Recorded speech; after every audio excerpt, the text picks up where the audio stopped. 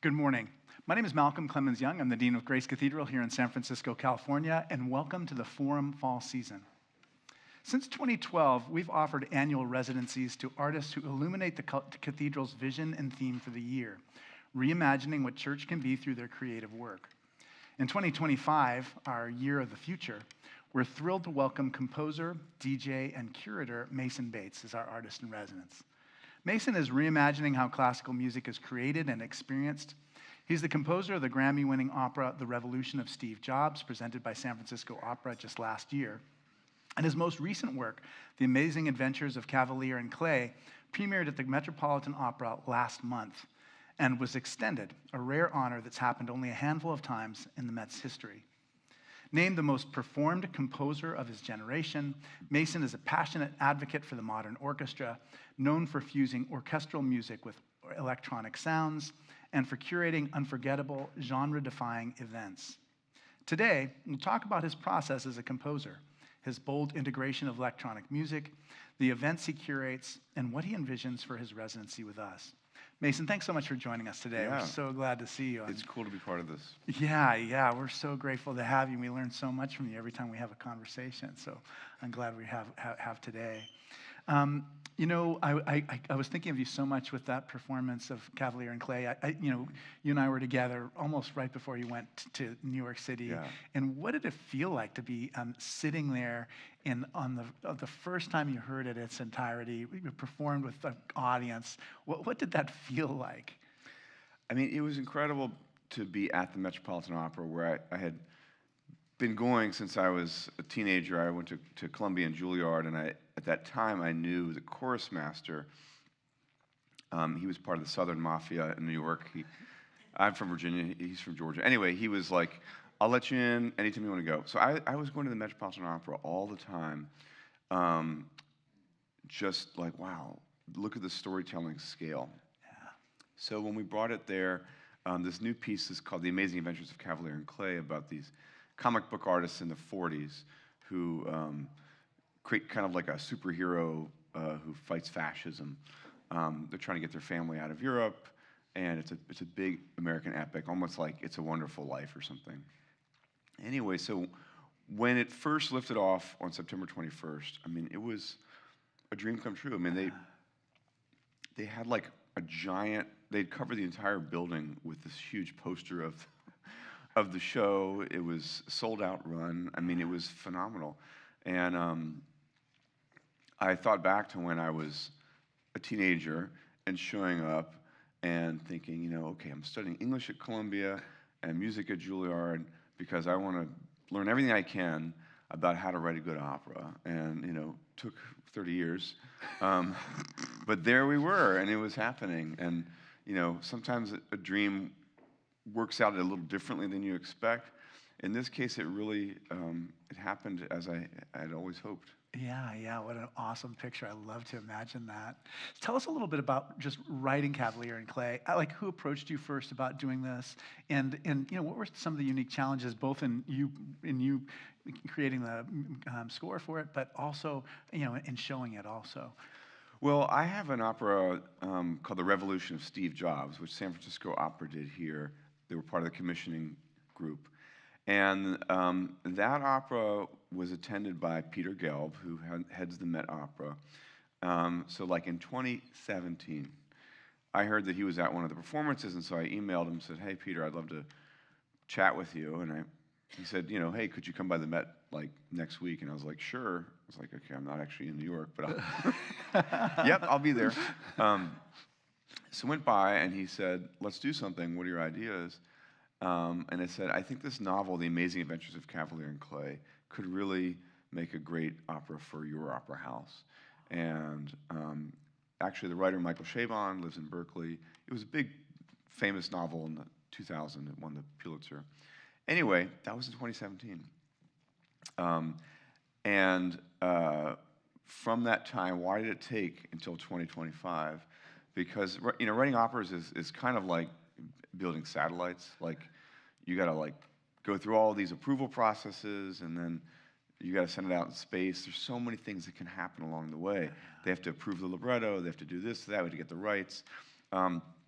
We actually fully staged it a year ago at Indiana University, which has an amazing opera facility, so that we could try everything out. Yeah. So it's a long process, but at this point, I'm kind of used to it in in the world of running symphonies and operas. Things take a long time, and all I can do as a composer is hope that they will have a longer life than it took to create them. And in order to do that, you really have to write something that resonates with audiences, has staying power. With an opera, I think it has to be surprising in some way. Usually, I mean, a lot of times people say, hey, I can't believe this opera has done so well. The Met is bringing it back. They've only done that with Gershwin's Porgy and Bess. That's incredible. Why did it happen? And sometimes you benefit, I mean, honestly, from low expectations. Yeah. I mean, like, I benefit from them all the time. so many new operas. That's the story of my life, right there. Yeah, right. Of course. But so many new operas don't have any arias. They don't even engage with the history of opera. The stories don't always land or make sense.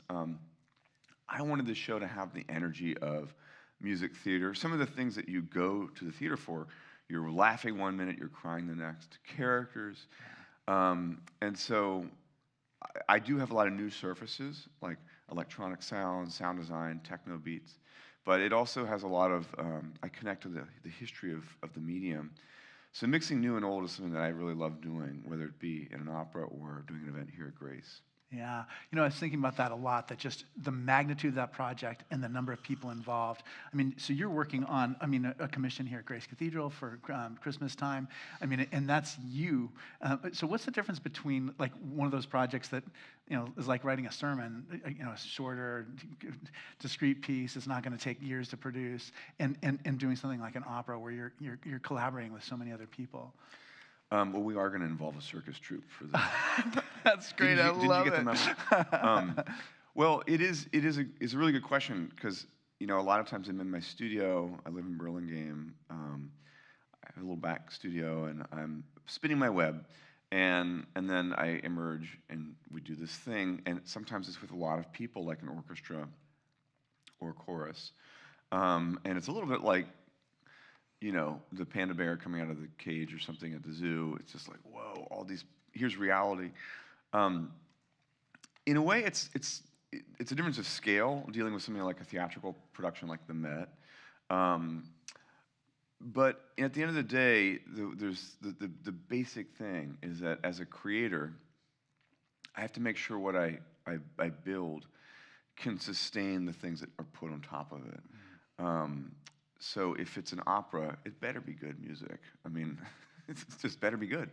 And so, you know, I spent a lot of time really trying to figure out the sound world, like in that opera. I was like, gosh, you know, there are three worlds in this piece dramatically. There's these guys in New York in the 40s, and people they fall in love with. There's their family back in Prague during the Nazi occupation, and then there's the world of comic books. So I was like, maybe musically they can be in three worlds, where we have a nice big swing band, you know, like the swinging 40s kind of sound world. Artie Shaw, Benny Goodman. And Benny Goodman, Artie Shaw, all that stuff. And then like Prague can be this dark kind of folk space of war and the family. And then the superhero world is like Technicolor, almost like symphonic electronica. So you can see, you can start to whittle it down. And then how do I make the swing band world really good, really vivid? But even for something here, like on November 7th, we're doing a Mercury Soul event, which is, you should definitely come. It's, I think we have a great deal. Grace Arts is the code if you want to get tickets. There's information here. Anyway, it's, we have choral music, we have, you know, strings, we have, you know, interesting percussion music, and we have DJing, and we have these incredible visuals that kind of swim in over the entire architecture. Same deal. In order to make that kind of thing work, we can't just play like new age music or something that just doesn't really engage you too deeply. So we really want to hit music that resonates with this cathedral and its history, and its space, all the way back to Hildegard von Bingen, you know, like talking like 1,000-year-old music to today. And then how do the DJ sets connect to that? And so I think the basic thing is that you want to have something of substance that also has entry points. so that no matter how deep it is, even like my kids can come and connect to it, ideally.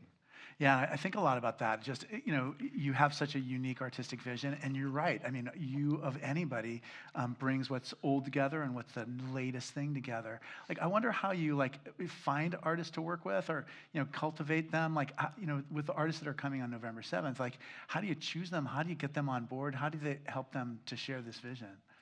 Yeah, like how do we build a show here? Well, we've done 2 here, and they're incredible. They're so incredible. They're some of the most memorable nights I've had at the Cathedral. I mean, extraordinary. Well, and the Grace Arts program is just a real gem in this country for what can be done in a space like this. So for this event, we wanted to, we've had a lot of brass instruments. It's like the big issue is, how do we fill this space? It's so massive. It is very, very cool to have a solo instrument in this kind of space. To bring the focus down. So we do have that in a couple spaces, featuring music by like Lou Harrison, who's this almost like American gamelan mystic. It's perfect for this resonant space. But we also want to have something that has a kind of a bigness to it. So I got my head around the idea of a cello choir. It's like a cello octet. It's a really cool sound. It's like, it's this super rich sound. So we wanted to have some almost like liturgical, mystical music by Arvo Pärt, who... Oh, I love Arvo Pärt. Yeah, it's his 90th birthday. He's like Yoda now. Yeah, completely. Oh my gosh, he's one of my favorite musicians. Yeah, and his music, I can't exactly remember his denomination, but it's like some kind of... Eastern Orthodox. Eastern Orthodox. It's just this kind of atmospheric, beautiful... minimalist expression. So we'd say, okay, we've got a cello choir. We also want to have a choir. So last show we had the Grace Cathedral Choir of Men and Boys, which was incredible. And we always want to... It was great. It was and the so boys cool. were so into it. They were so excited. I mean, it's like the first time, we kind of let them check it out before. And they were just so into it. I mean, they felt like rock stars, Yeah, I mean, it is true. I mean, the way we light things and light the musicians, it's the rock star approach. So we always want to mix things up, and so this time we have the Young Women's Choral Project, which is this phenomenal group of, it's a girls' chorus. And they're singing a lot of interesting rep that, like I mentioned, from Hildegard to today. And so, mixing those things together, we've got cello choir, we've got girls' chorus, we've got these percussion instruments. I'm actually writing a new piece based on an Emily Dickinson poem.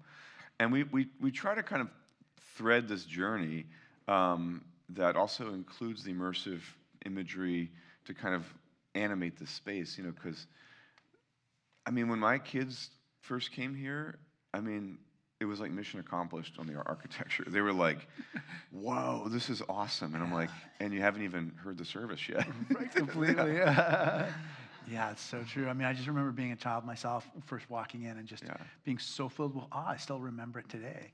And I see that happen to kids all the time. They just walk in. They just isn't what they expected. Yeah, it's so true. I think I was wondering just, there is a way in which, music and like the piety or spirituality or religion are just so interwoven in so many ways.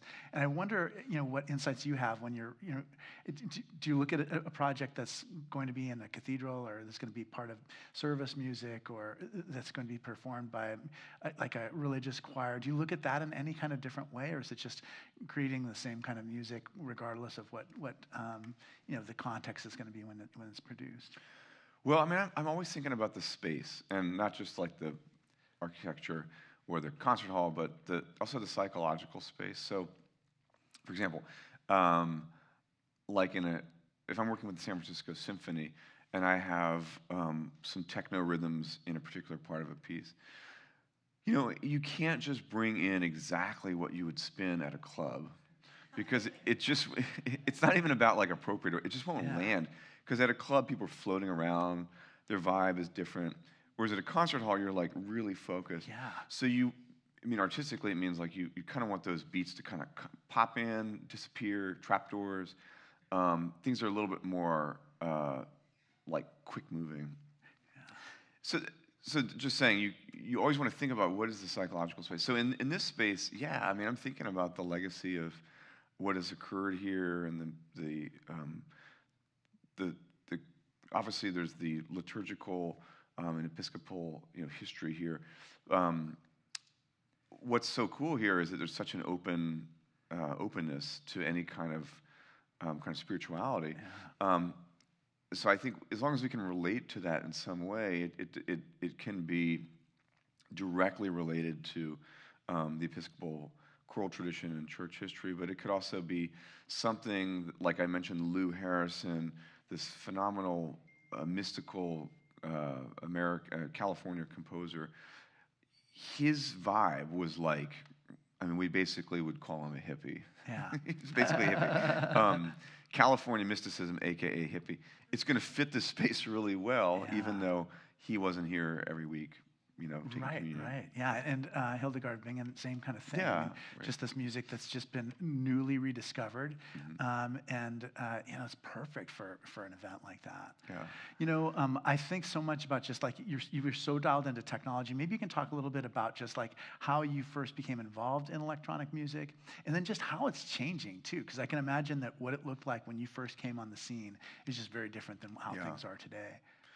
Well, I never thought when I was a kid, I got a really good opportunity when I was into high school to write a piece for orchestra, and that kind of helped me in many ways with going to Juilliard. And I keep telling my son, who's getting into he's in 10th grade, but there's all this conversation about sports and this and college, and I'm like, dude, just write a symphony. Yeah, completely. Forget about all this other stuff. It got me into some good schools, and I did not have the soccer. Yeah, like what are you going to be, like an Olympian? No, just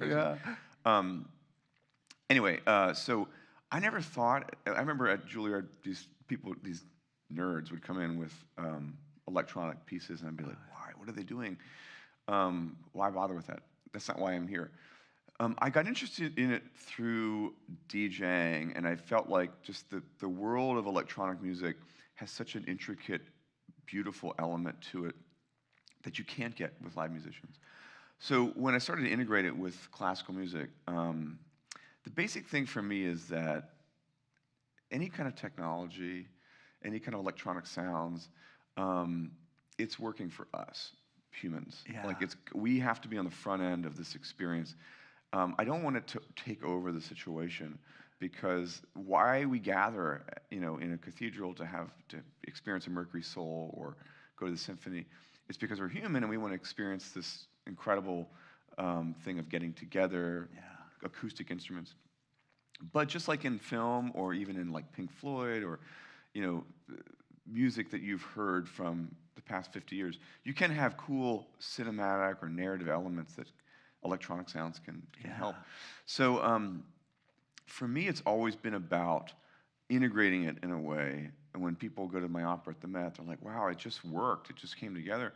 And so I've gotten accustomed to working with technical people in a way where I'm like, okay, we're going to put the speakers here. We're going to do this, so it feels like it's coming out of the orchestra. There are a lot of heavy projection in a lot of my operas. And obviously in these Mercury Soul events. And we want it to sort of relate to what we're doing. So it's always about the integration. So it needs to feel like technology is really at the service of this bigger storytelling, where being a human is part of it. And whenever it feels like the technology is like overwhelming the situation, then we have to rebalance. Because even though it is changing, as you mentioned, and there's all kinds of things that are happening and possible in terms of content generation, there's nothing that really makes an opera land as much as a good aria with a character you believe in. So all the set design can be magic, but if you don't have the human part, the technology is sort of just bells and whistles. Yeah, it's interesting. I remember someone just challenging me and saying, hey, Malcolm, you just spent like 3 minutes of your sermon describing a visual image, an oil painting. Like, what would it be like if you could just have an image of the oil painting and you had the image projected while you were speaking about it? And so I started experimenting with preaching and visual imagery. And one of the first things I knew is realize is I would preach kind of like where the steps are there, and the visual images would be like where the steps are right there. And I realized in one time that just like you always have to stand next to whatever image you're showing. But I mean, I was always learning new things. I wonder if you can talk a little bit about what you learned about music just through your engagement with just technology and new technologies in particular. Yeah. Well, with any kind of visual projection, as soon as that comes up on a screen, people are just on that, right? And so there becomes this expectation, like we're at a movie or something. Yeah. And so as soon as you have an oil painting come up, it's like people are just they're just like at the drive-in movie. So you either have to deliver on that by keeping that going, which is hard. We did an event different from our normal shows at the Midway Club, and we had an organist. We were kind of giving the history of the organ up to the synthesizer, and then we had this incredible synthesizer group play. And so I gave this little 15-minute, it was like 15 minutes, so not super long, talk with projections. And, there were like 100 slides, just kind of keep going. So once you open the box, like Pandora's box, you have to be prepared for how to deal with it.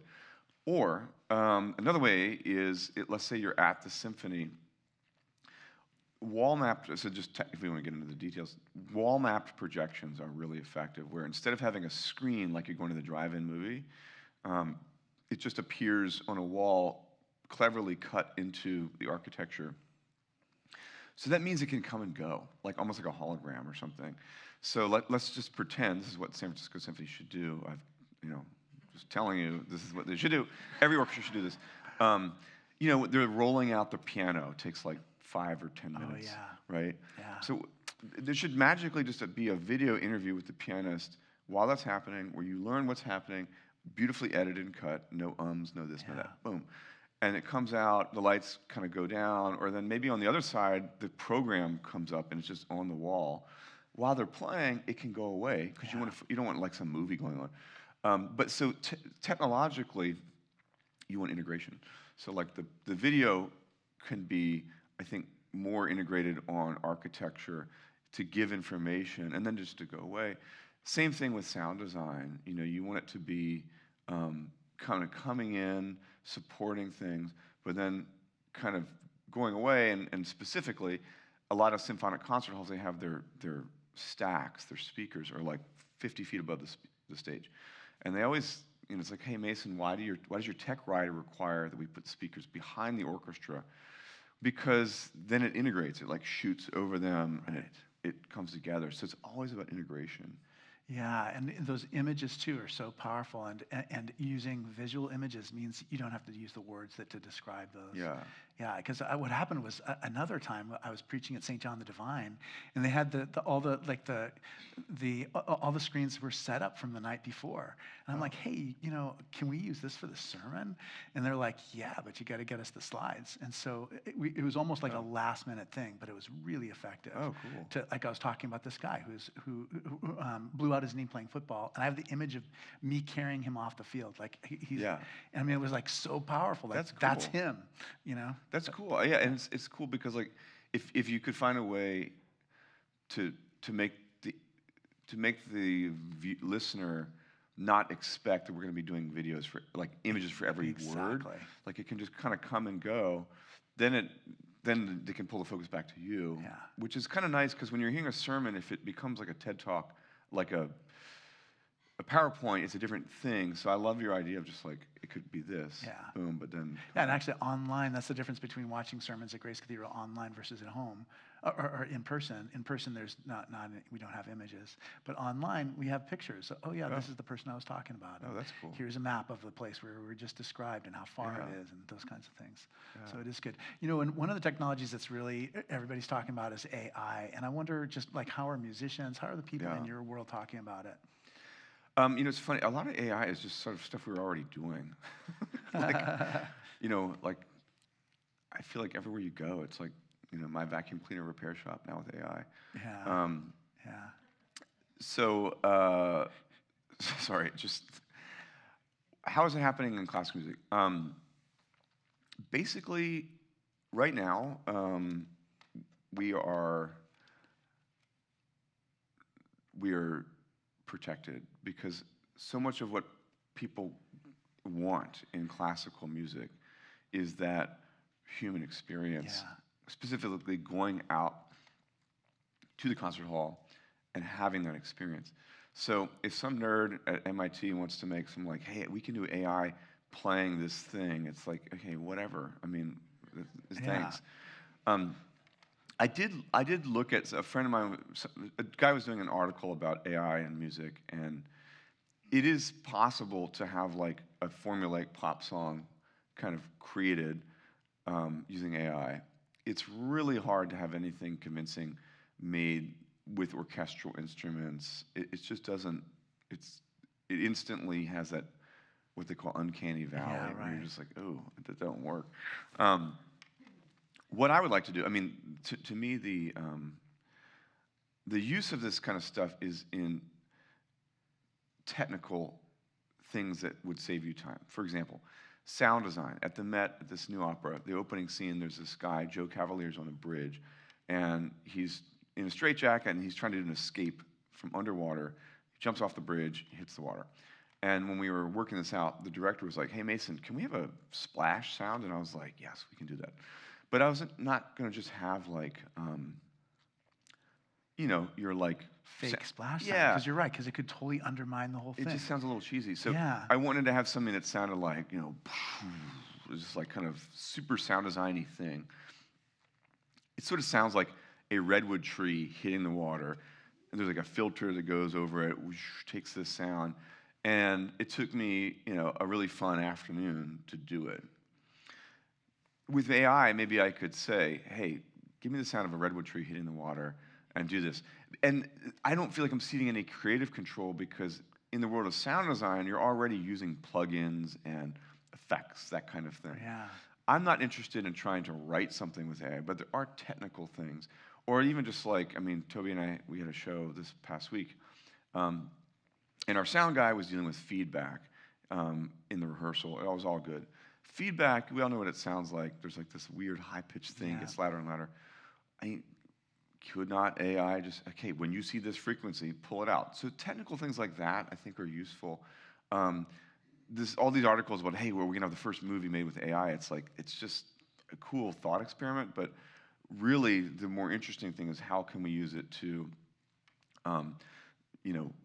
do some technical time-saving things that are just ripe for a little digital help. Yeah, for us, like you're right, the digital sermon written by AI just sounds horrible. Now, maybe it'll sound great. Some of the future generation will work out all the uncanny valley parts. But what it's useful for is like, I've got a shelf load of Karl Barth's Church Dogmatics, and there's 20 volumes on it. And where does he talk about the 4 criteria for being human? Right. And so it'll be like, oh, it's in volume 3, verse 2, on page 278. That's very helpful, like researching kind of things. Yeah, Except it's often wrong. Yeah. But at least it's not, it's not going to be embarrassing. I just get to the page and I'm like, oh, it was wrong again. Yeah, right. Yeah, research is useful. Yeah, for sure. I'm not, just to be honest, I hope that on the creator side, we get good lawyers, because it's not cool to feed all of this work into this giant machine that then just spits out something slightly different. Yeah, completely. And that is, nothing new is going to come from it. It's just going to be a synthesis of what we already told it. Yeah, it's just, so that's why that Hollywood strike, the writer's strike, I understand why it went so long, because that's something they were like, we're not going to, we need protections. Yeah, definitely. You think a lot about, children and just like their connection to music, and how can they come to love symphony music as much as you and I love it. What did becoming a parent do for you in terms of changing your perception of music and changing your perception of music education in particular? Well, you start to see really quickly what works and what they're interested in. There is stuff that shows up at like symphony education concerts that's just like Peter and the annoying. Wolf. I mean, or just things that are just like talking a little down to the kids. Yeah. So I created this animated film called Philharmonia Fantastique, the making of the orchestra. You can watch on Apple TV. It's the San Francisco Symphony was one of the commissioners. It's a 22-minute animated film about a magical sprite that flies inside instruments to see how they work. I felt like we needed an update to the musical guide for kids. You know, there's a young person's guide to the orchestra, which is the best. There's Peter and the Wolf. Yeah. There's a new piece called Composer is Dead. But I was seeing all these concerts with a screen and orchestra, and they were just doing like Home Alone and stuff like that. And so I reached out to just, think big. I reached out to a fellow at Lucasfilm named Gary Rydstrom and said, let's do something that is a really fun, engaging, maybe even has elements of darkness, exploration of instruments in the way that kids would actually want to see it. And if I was a kid, I would want to go inside the instruments, like to see what they look like. Like a bassoon. Yeah, or like a violin. It's like an awesome room. Yeah. And so Gary said, let's call Jim, who wrote Ratatouille, and we started fundraising and creating like storyboards. So basically, to answer your question, I was like, let's do this the way, there's probably a little piece of me that's always still like an 11-year-old. Let's do this the way that the kids would want it, which is really fast, no words, no explanation about anything. We have to show it. So if, for example, you want to explain the valves on a brass instrument, which incidentally moved us from 3 notes to 12, and you can do different kinds of notes now, different kinds of harmony. Now suddenly you have 19th century music, Wagner, Mahler. So how do we show that? So we can go inside them. We can see, oh, this happens and the note goes lower. So for me, it's being undidactic. It's probably having elements of visual stimulation. It's basically giving them permission to start listening.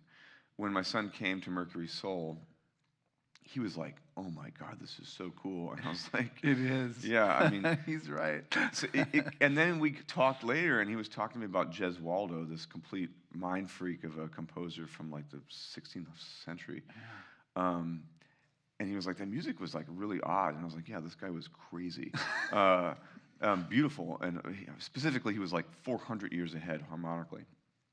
We were having this cool conversation that honestly we wouldn't necessarily have been able to have at the symphony because the experience there is not theatrical. Like you need to bring and we can do it at the symphony. They just need to talk to me. I mean, you got to bring the lights down, and you just have to present it in a little more 21st century way. So specifically with kids, they can have the deep experience, but they need to have a little bit more of an immersive, welcoming element to it.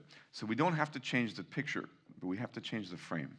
Yeah, I think a lot about that, and you're so right. Every time I see them moving the piano, I'm just like, you are, I mean, just hey, what's going on? Why are we doing this? Completely. There's got to be something better we can do, right? To engage all of us. Tell me something new about what we're about to hear. Yeah. Anything. Yeah, there's so many cracks in the symphonic concert. Before the show starts, during intermission, there's so many places. Yeah, where there's new possibilities. Information. But there's been so many breakthroughs I've had in Symphony Hall, Davies Hall. I love it there. It's incredible. They have everything they need. It just takes people, they'll say to me, but Mason, the older audience, they might not like that. And I'm like, that's my base. Yeah, yeah, it's true. I mean, I know. Completely. These are people that are curious. They're ready for the next thing. And we're not talking about destroying the experience. We're talking about just helping the new generation come without messing up the thing. And it's the same thing with churches. I mean, no older person wants to be in a church that doesn't have any younger people in it. Yeah. And so they're flexible. They're like willing to like put up with stuff. I mean, so give it a try, Well, what y'all do here is so cool with not just Grace Arts, but Grace Arts is the leading gleaming thing, but it's just so welcoming. You know, you got this aura thing, the yoga, sound bath. I mean, it's a great way to welcome people to the experience without them having to like. I mean, my brother, hope he's watching.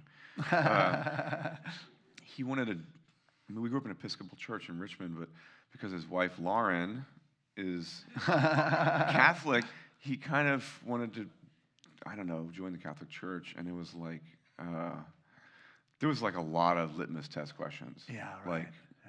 Like first up. Yeah. So. Yeah, it's true. And I mean, there's ways in which we have like a lot of litmus kinds of questions for classical music concerts too. I mean, there's just barriers that we're not aware of. That clapping. Yeah, totally. Clapping. It's like if people want to clap. Yeah. Between like after the first movement of Mahler's symphony. Right. Just do it. Yeah, completely. No, I totally know what you mean. You're exactly right.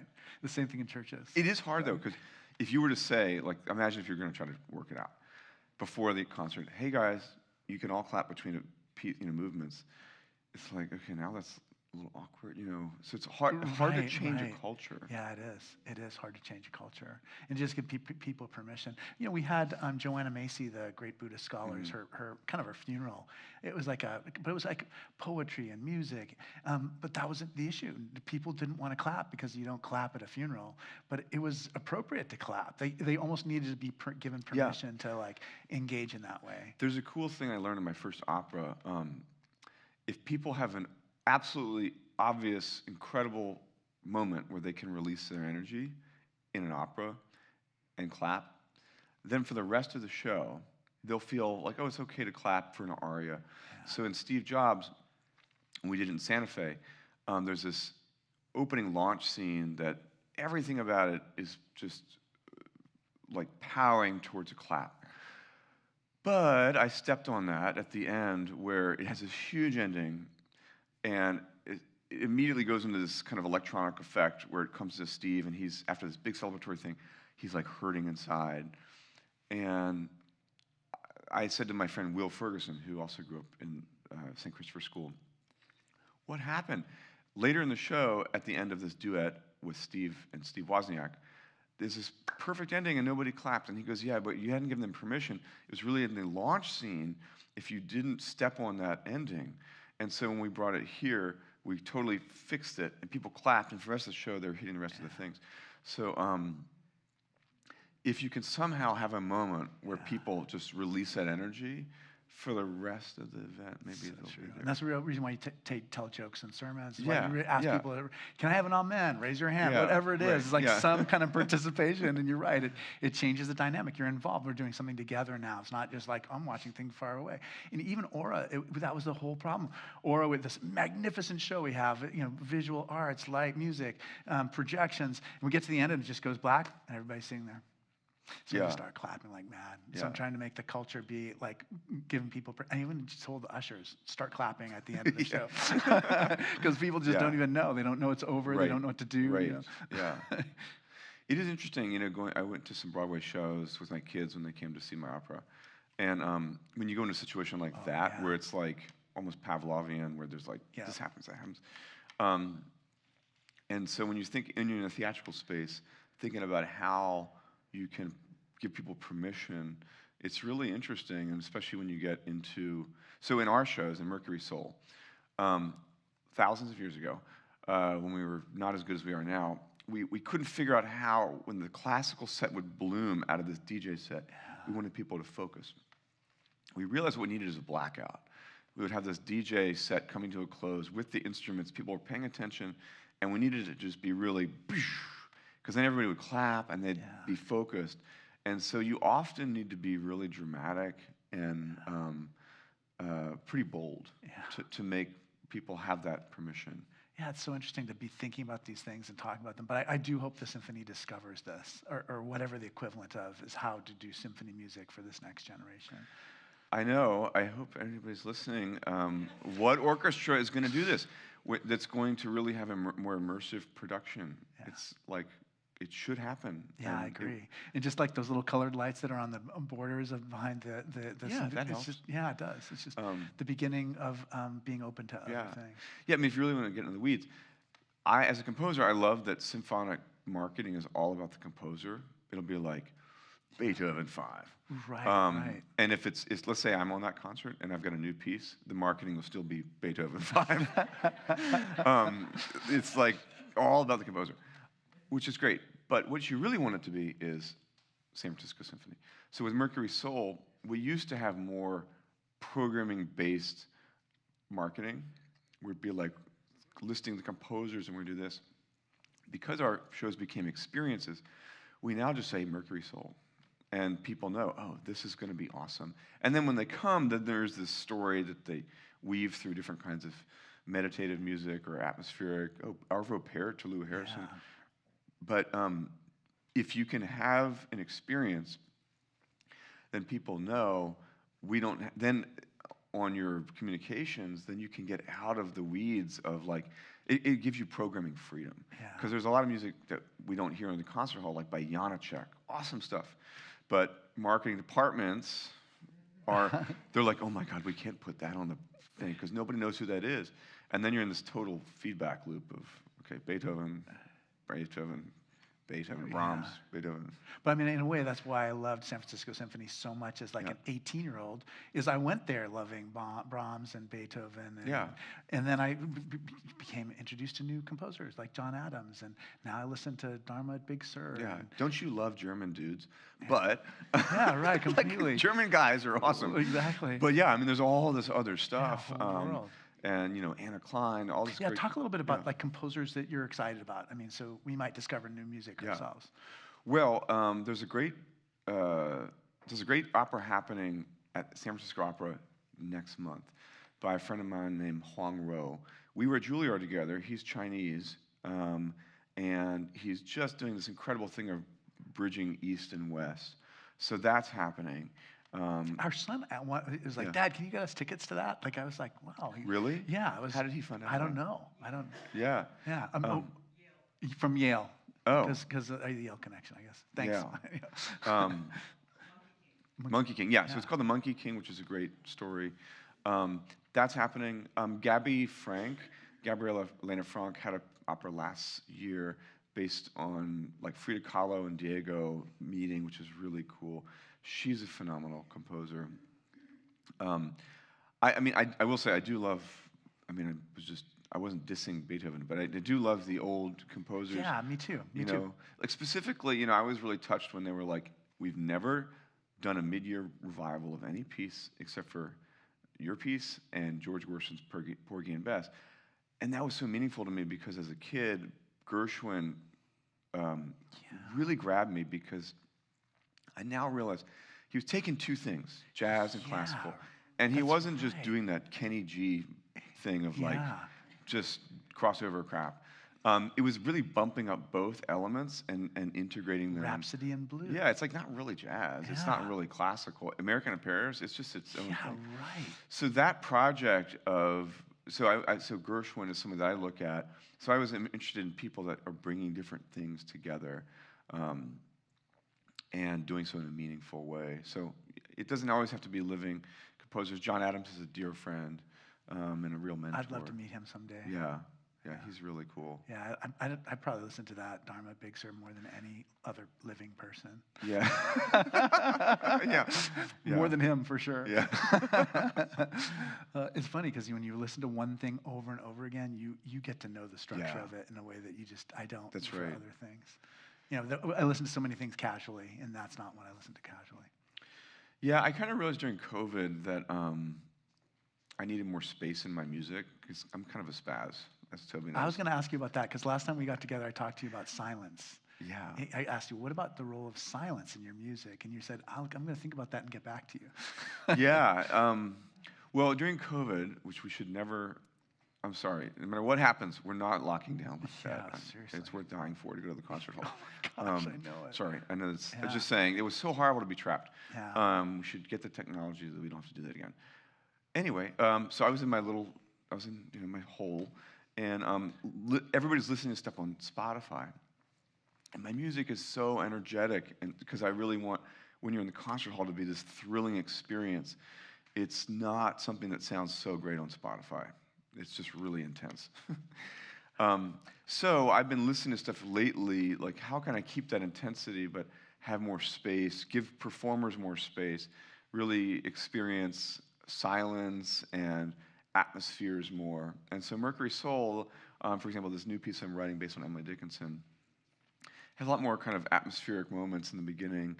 And so I've been trying to listen to music that can give me a new kind of aesthetic that can open up different things. As a composer, you want to be able to do everything. You know? Yeah. Yeah, I was going to ask you all about just other, before I do this, we do take questions from the audience, and we'd love to see your questions, and Rebecca's gathering them, and I'll read the questions later. Okay. We talked a little bit about the work that you did that's on Apple TV. Mm-hmm. What other kinds of things, like film, video games, what other kinds of music are you going to make for other kinds of things? Do you think of those areas as being, I mean, they're all different. It's like so... They have different rules. Yeah, and it's so weird how, let me just give you an example of how siloed things are. You can think you're a big deal as a symphonic composer or an opera composer, but then if you want to work for a ballet company, they're like, who's that?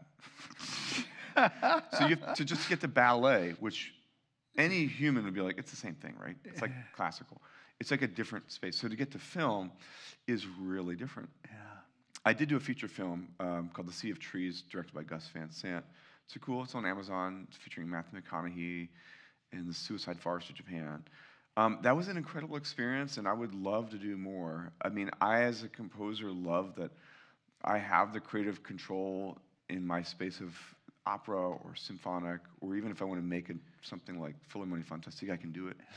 But I'm always interested in how to reach a new audience and work in a new space. So I'm open. Yeah. I'm open. Well, it's interesting. I like that too. I mean, in a way, what you're saying is like, hey, you've done a good job of learning the rules in these areas, and if you were to go into this other area, you wouldn't be able to be advocating for your home area, and you might learn something new from it, but it has that downside. Yeah, it takes time, and it takes people. It really would take a director like Gus Van Sant to be like, we're gonna take a chance. We've spent $200 million on this Pixar film. Let's not screw it up at the last 2 months with this composer. So should we call Michael Giacchino or Mason? So it takes somebody to take a chance. Yeah. And then And that is right, because when you were talking about an opera at the Met or a major film, the amount of money is just totally different. Than it makes it a different kind of project and different kind of risks. I wonder people are just less likely to take risks for projects like that.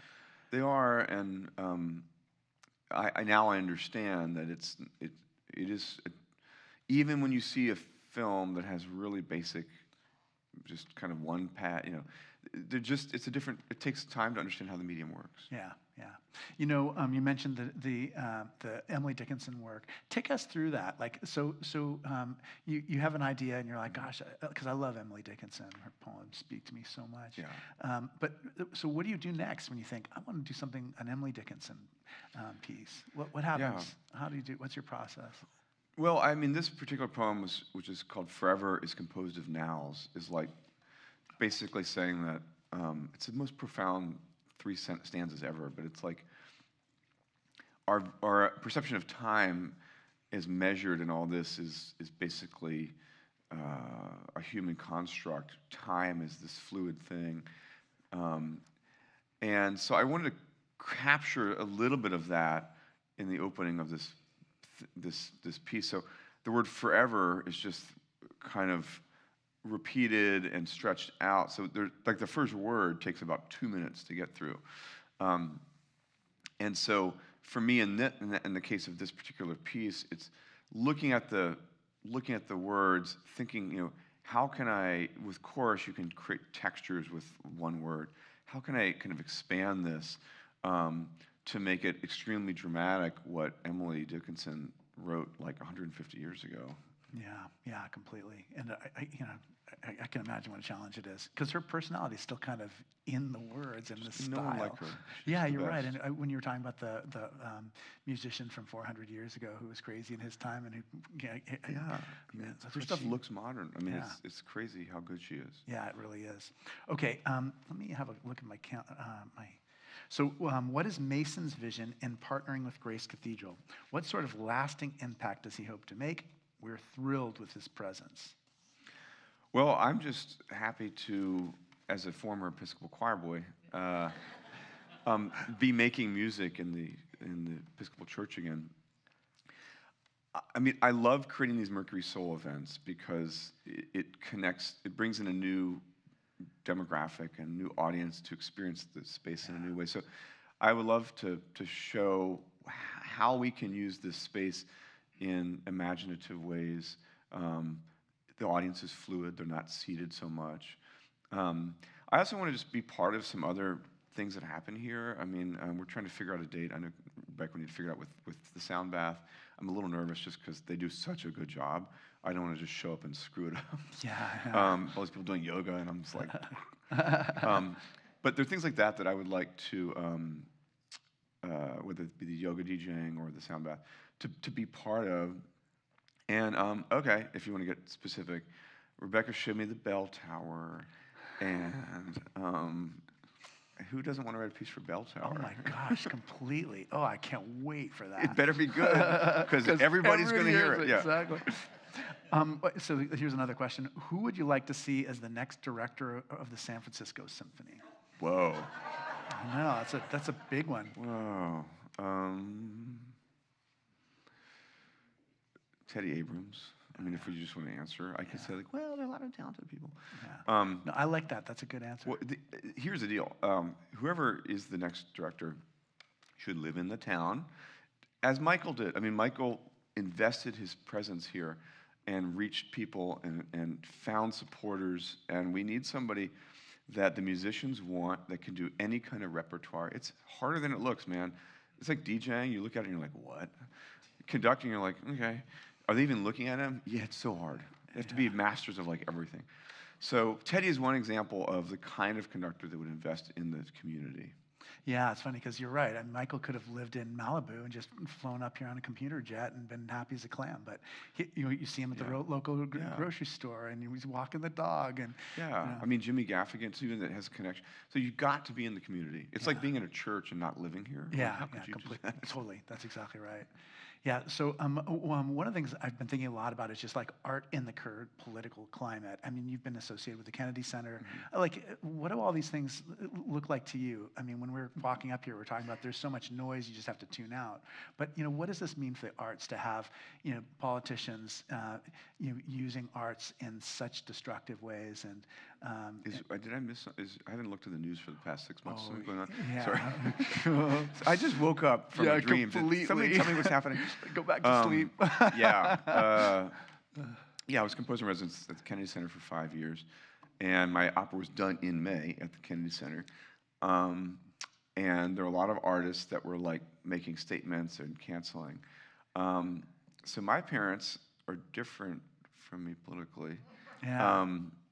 They run a hunt club in Virginia. You can figure out maybe what lever they pull. My basic thing is, I just think there's so much noise that I don't really want to add to it. So I want people to come to the opera no matter what person they voted for. I invited some people that my parents probably think are awesome to come. I was like, you should come check out this opera. It's about a tech mogul. Maybe it'll change your mind about how the arts can function.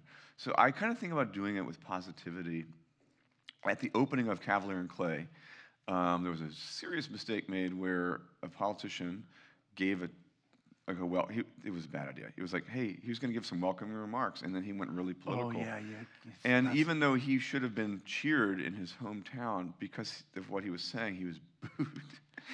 And I was like, oh, look, the audience is, I said to my librettist, they're getting warmed up. They're getting warmed up.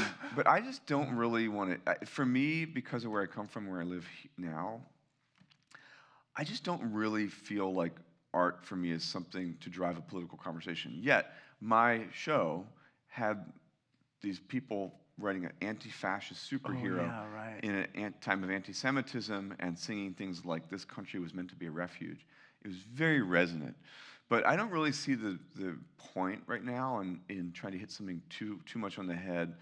I just kind of want people to come together. So to be honest with you, I'm just kind of like, I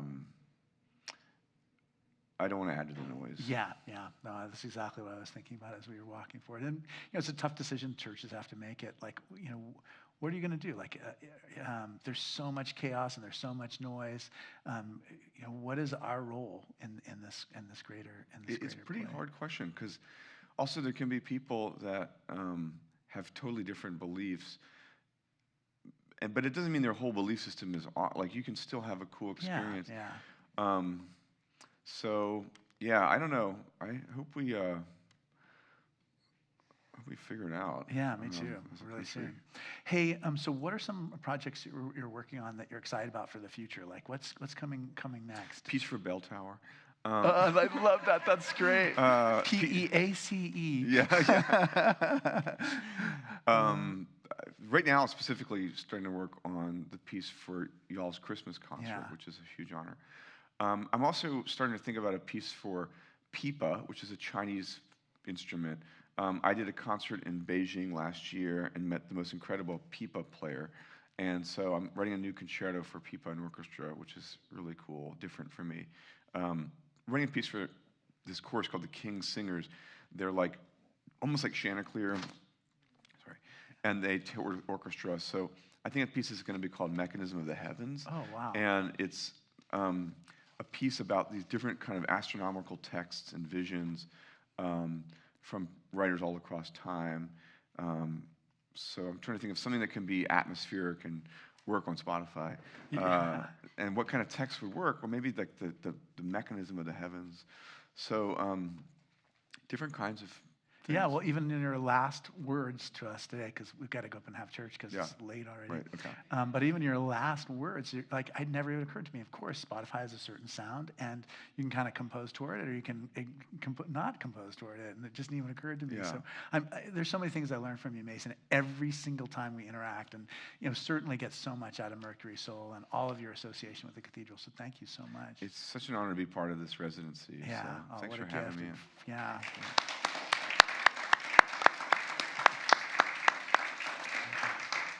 Please join me next week when our guest will be Rebecca Lyman, an expert on ancient Christianity. We'll be talking about the often thin line between orthodoxy and heresy, true and false teachers, and the early church's family quarrels. Don't miss Mercury Soul, coming on November 7th. You're always welcome to join us upstairs for the Choral Eucharist at 11 o'clock.